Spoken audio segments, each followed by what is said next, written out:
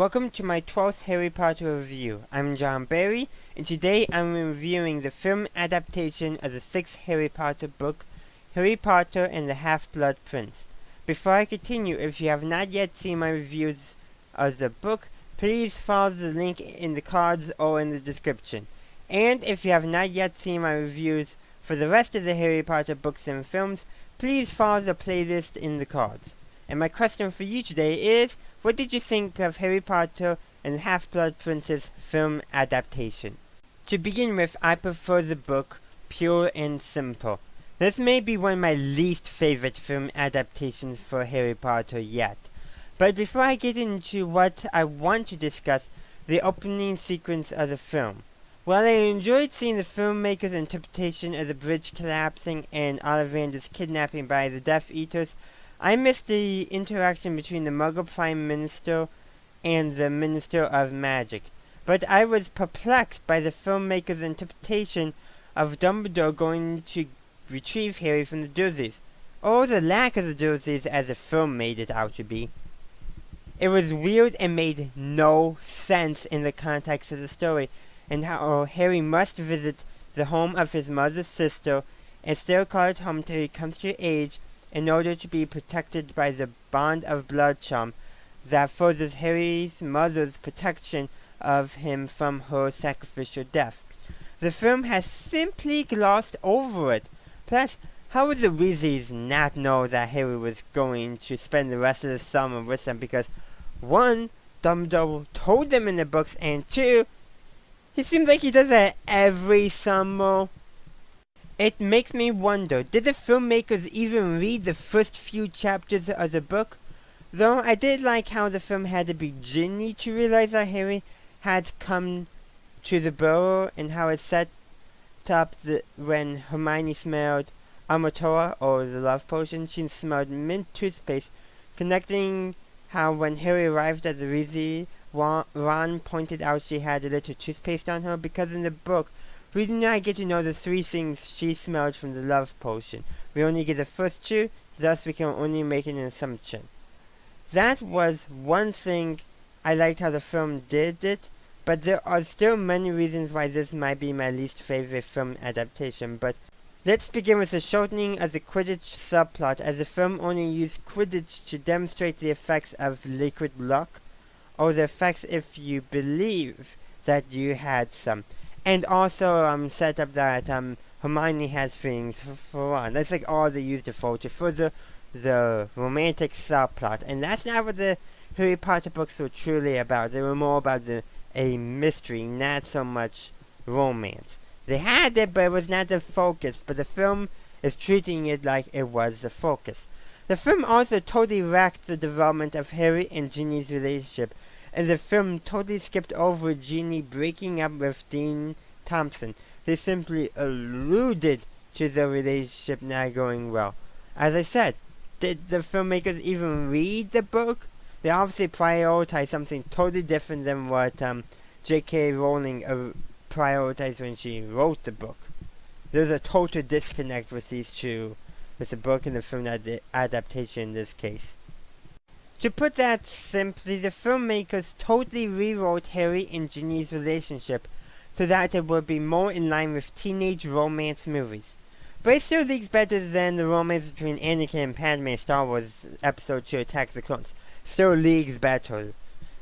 At least here in Harry Potter it makes a little sense. I prefer how in the book, Ginny winning the last Quidditch match of the season for Gryffindor was tied to Harry and Ginny starting to date, as opposed to the film and them hiding a textbook with at least one dark spell. While I'm not a big sports person, sports seem more romantic than hiding a textbook with dangerous spells written in it. I don't know.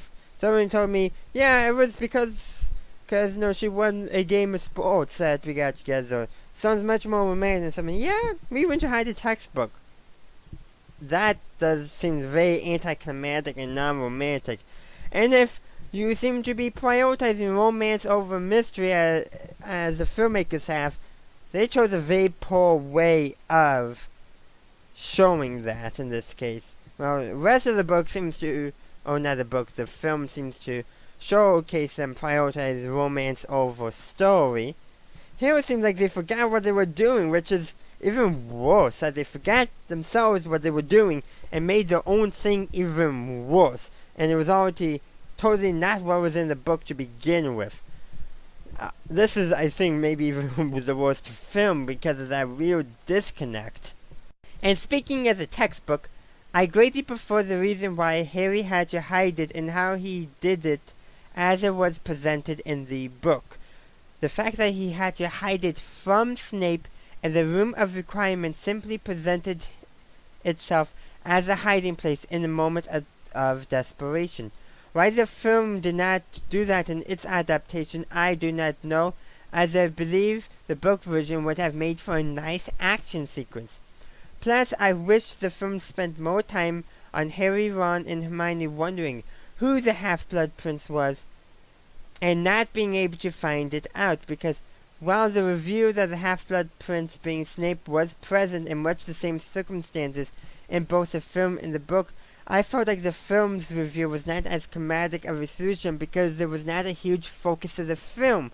Probably because the filmmakers thought it would make more sense to prioritize romance than story, than the mystery. It's Harry Potter and the Half-Blood Prince, not Harry Potter and how he started to date Ginny. That's more what the film was doing, not the Half-Blood Prince part. Again, I really wonder, did the filmmakers read the book in this case? Before I forget, I do want to say, I thought the film actually did a semi-decent job in showing the development of Ron and Hermione's relationship. The film translated it decently well, and as such it felt more organic, more realistic than the film did in its poor translation of Harry and Ginny's relationship. The last thing I want you to discuss is, spoiler alert, the death of Dumbledore and the events surrounding it. The book version had a more action-packed and, in all honesty, more suspenseful version. I preferred how the book had an actual battle between the Death Eaters against the Hogwarts staff with the help of Ron, Hermione, Ginny, Neville, and Luna Lovegood.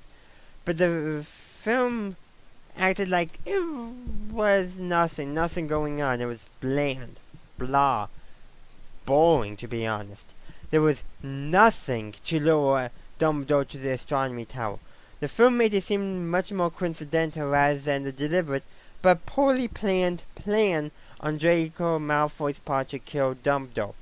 The book had much more at stake than the film did, and seemed much more in line with the attitudes and mindsets of the Death Eaters in regards to how they would execute such a thing.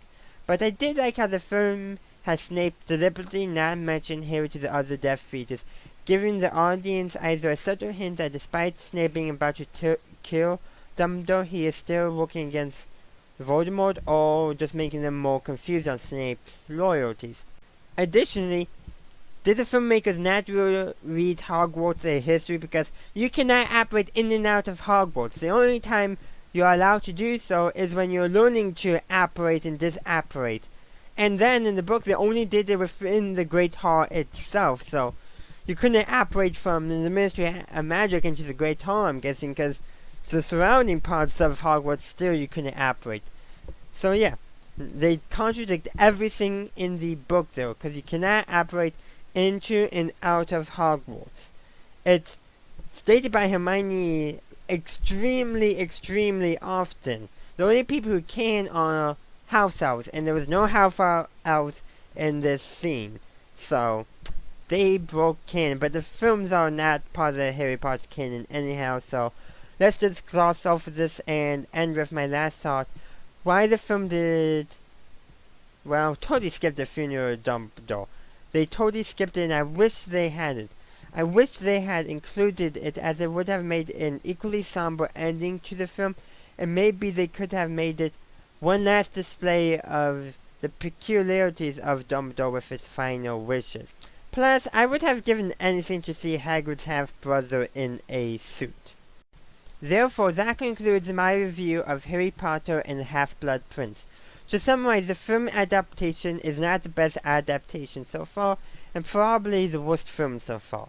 I still prefer the original book without a shadow of a doubt. If you enjoyed my review, please like the video and subscribe to my channel for future content. And ring the bell if you want to actually be notified by YouTube of when the rest of my Harry Potter reviews come out. Also consider following me on social media and supporting me on Patreon for extra and early content. Thank you for watching, and as always, have a good day, a good night, wherever you are. Have a good one.